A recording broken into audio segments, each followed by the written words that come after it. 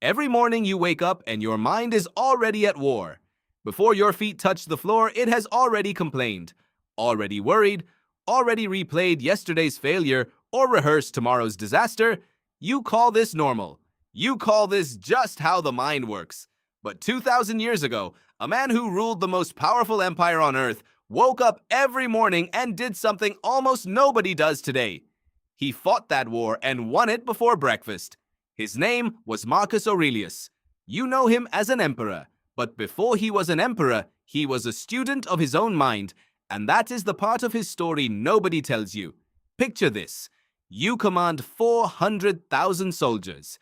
You hold the fate of nations in your hand. Plague is killing your people. War never stops at your borders. Betrayal waits inside your own palace. And yet, in a tent on a freezing battlefield, by candlelight, you are not writing orders. You are writing to yourself, reminding yourself not to become angry at people who wrong you, because anger has never once made you stronger. That private notebook still exists. You know it today as meditations. It was never meant for you to read. It was never meant for anyone to read. It was a man at war with his own thoughts, trying to win the only battle that actually mattered. This is the part modern life conveniently forgets. You think mastery means controlling your business, your body, your reputation, your bank account. The Stoics would tell you something very different. They would tell you that none of that means anything if you have not first mastered the only territory you actually own: your mind. Here is the uncomfortable truth. You do not control what happens to you. You never have. The traffic, the rejection, the diagnosis, the email that ruins your morning, none of it asks your permission. Epictetus, a man who was born a slave and beaten so badly his leg was permanently broken, understood this better than any free man in history. He said that it is not events that disturb people, but their judgments about events. Your circumstances are neutral. Your mind paints them as catastrophe. Think about that for a moment. The same traffic jam that ruins one man's morning is simply 30 quiet minutes to another.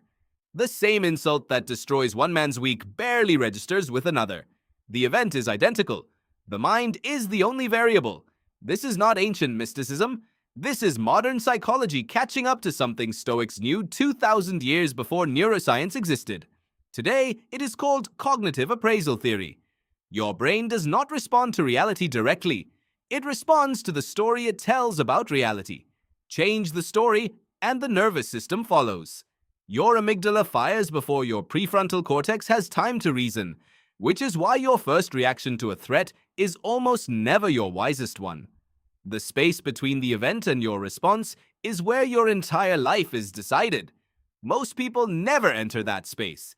They react instantly and call it instinct. The Stoics trained themselves to pause inside that space on purpose every single time. You live in a world engineered to keep you out of that space. Notifications demand instant reaction. Algorithms reward your outrage. Your attention is the product being sold, and the easiest way to capture it is to keep you reactive, anxious, and emotionally loud. Silence has become rare because silence cannot be monetized. Seneca warned about this exact trap. Though in his time the distraction was not a phone screen, it was Roman luxury and endless social obligation. He wrote that most men do not own their lives. They simply rent them out, hour by hour, to other people's demands until they wake up old, having never actually lived for themselves. He understood something brutal. Time is the one asset you cannot buy back. You can lose money and earn it again. You can lose status and rebuild it. But every minute spent reacting instead of choosing is a minute permanently gone. So how did a man like Marcus Aurelius, with more reasons to lose control than almost anyone in history, manage to stay calm while empires burned around him? He practiced something the Stoics called the discipline of assent. Before reacting to anything, he asked one question: is this within my control? If the answer was no, he released it immediately, the way you would drop a hot coal. If the answer was yes, he acted calmly and without wasted emotion. This sounds simple. It is not easy. But simplicity was the entire point. Complexity is where anxiety hides. Consider Epictetus again. A man owned as property for years, his leg broken by a master, according to one account, simply because Epictetus refused to flinch or beg while it happened. He later said his captor could control his body but never his mind, and that this single realization made him freer than the man who owned him. Read that again. A slave more free than his master, because freedom was never about circumstance. It was about where you locate your power. Where do you locate yours? Most people locate it outside themselves, in approval, in money, in other people's opinions, in a body that ages regardless of how hard you fight it. Every time you place your peace in something you cannot control, you hand someone else the keys to your mind. This is why the Stoics obsessed over one idea above all others: the dichotomy of control. Your thoughts, your judgments, your effort, your reactions, these are yours. Everything else, other people's opinions, the outcome of your effort, the timing of events, belongs to fate. The moment you stop fighting for control over things that were never yours to control, an enormous weight lifts. Not because the world became easier, because you stopped wasting energy on a battle you could never win. Modern psychology has a name for the opposite of this. It is called an external locus of control, and study after study links it to higher anxiety, lower resilience, and chronic dissatisfaction. People who believe their well-being depends on outside forces suffer more, regardless of how much they actually have. The Stoics built their entire philosophy around training the opposite, an internal locus of control, not arrogance, not denial, simply the quiet decision to stop outsourcing your peace. Viktor Frankl, nearly 2,000 years after Marcus Aurelius, was stripped of everything a human being can be stripped of: his family, his freedom, his name, reduced to a number in a concentration camp. And yet he wrote, decades later, that the one thing no one could take from him was his ability to choose his response. He called it the last of the human freedoms. He did not learn this from Stoic texts directly. He arrived at it through unimaginable suffering. But it is the exact same principle Marcus Aurelius wrote about by candlelight in a war tent. Your response is the one territory that can never be conquered unless you surrender it yourself. This is what mastering your mind actually means. Not the absence of difficulty. Not pretending pain does not exist. It means refusing to let external chaos dictate your internal state.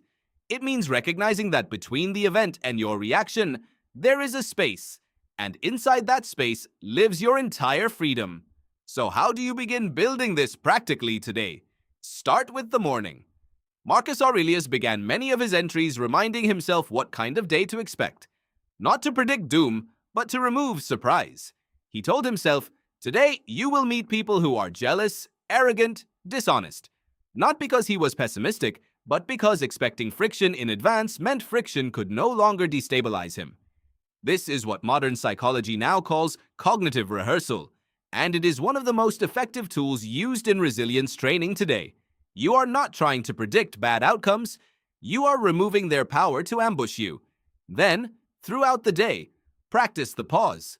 When something disturbs you, do not respond immediately. Ask the only question that matters. Is this within my control? If yes, act with discipline. If no, release it completely. The way Marcus released the betrayal of men he had once trusted, the way Epictetus released the chains he could not break. At night, review. Seneca wrote that he examined his entire day before sleep, asking himself what habit he had cured, what fault he had resisted, where he had improved. Not self-punishment, self-audit. This single habit, done consistently, rewires the brain's relationship with self-awareness over time, the same mechanism modern behavioral psychology now studies in habit formation, where small repeated reflection builds neural pathways toward discipline rather than impulse. There is one more practice worth understanding, one the Stoics return to again and again: negative visualization. Seneca would deliberately imagine losing what he valued most, his wealth, his health, his position, not to frighten himself, but to strip those things of their power over him in advance. He called it premeditatio malorum, the premeditation of evils. It sounds bleak until you actually try it. Imagine, for a moment, losing something you currently take for granted. Notice how quickly your appreciation for it returns. Notice how your grip on it loosens. how the small irritations surrounding it suddenly feel insignificant. This is not pessimism. It is a rehearsal that inoculates you against the shock of loss while restoring gratitude for what you still hold. Modern resilience research calls this defensive pessimism and finds that people who mentally prepare for setbacks in advance recover from them faster and suffer less anxiety while waiting for them. The Stoics discovered this principle without a single lab study. They simply paid attention to what worked. Consider also Cato the Younger, a man Seneca himself admired as the closest thing Rome had to a perfect Stoic. Cato lived simply by choice, even though he could have lived in extravagant luxury. He walked through Rome in plain, unfashionable clothing, fully aware that people mocked him for it. He did this on purpose. He wanted to practice indifference to other people's opinions while the stakes were still low, so that when real adversity came, when Caesar's armies marched against the republic he had spent his life defending, his mind would already be trained for hardship far greater than ridicule. When the republic finally fell and Cato faced the choice between living under tyranny or dying free, he chose death calmly, without panic, the same way he had chosen his plain clothing decades earlier. That calm was not sudden. It was decades in the making. Small daily training prepared him for the largest decision of his life. This is the part people skip when they study Stoicism casually. They want the calm without the repetition. They want the emperor's composure without the years of writing to himself by candlelight, without the slave's daily discipline of separating what is his from what is not, without Cato's deliberate discomfort in small matters so he could remain steady in large ones. Mental toughness is not an event. It is not something that arrives the moment you need it. It is a muscle, and like any muscle, it only grows through repeated deliberate strain, applied long before the real test arrives. This is also where modern habit science agrees completely with ancient philosophy. Neural pathways strengthen through repetition, not intention. Deciding once to be calm changes nothing.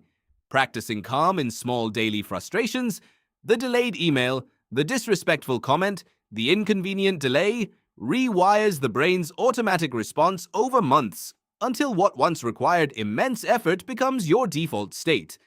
This is precisely why Marcus Aurelius wrote in that tent every single night, not because one entry would transform him, but because the practice itself, repeated for decades, slowly built the emperor history remembers. None of this requires an empire. None of this requires power, status, or money. Marcus Aurelius had all three and still understood that none of them were the source of his strength. The mine was. It still is for you right now, in this exact moment, regardless of what is happening in your life today. You will face people who try to provoke you. You will face days that feel unfair, losses that feel undeserved, silence where you expected support. None of that is in your control. What is in your control is whether you let it own you or whether you observe it, calmly, the way an emperor observes a storm from inside a stone fortress, untouched, unmoved, unshaken. This is not weakness disguised as calm. This is the most disciplined form of strength there is. The world rewards loud reaction. It worships outrage and instant emotion. But real power has always been quiet. It was quiet in a war tent 2,000 years ago. It was quiet in a concentration camp. It was quiet in the mind of a man whose leg was broken, yet who remained freer than the one who broke it. So tomorrow morning, before your feet touch the floor, before the war begins, remember this. Your mind is not your enemy. It is your empire. And right now, today, you are either ruling it or you are letting it rule you. Marcus Aurelius woke up every single day and chose to rule. The only question left is whether you will do the same.